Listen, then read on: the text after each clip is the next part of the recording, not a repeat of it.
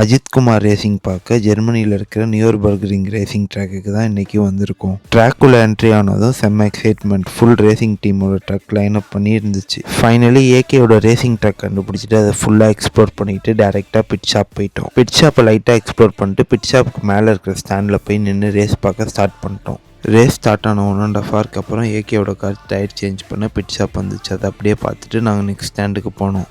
நல்லா போயிட்டு இருந்த ரேஸில் ஒரு ட்விஸ்ட். திடீர்னு மைக்கில் ஒரு அனௌன்ஸ்மெண்ட். அந்த அனௌன்ஸ்மெண்ட் என்னன்னு பார்த்தா ஏகேவோட காரு கிராஷ் ஆச்சுன்னு. கிராஷ் ஆன காரை கராஜிக்கு கொண்டு வந்து 30 மினிட்ஸில் ரெடி பண்ணி திருப்பி ரேசிங்க்கு விட்டாங்க.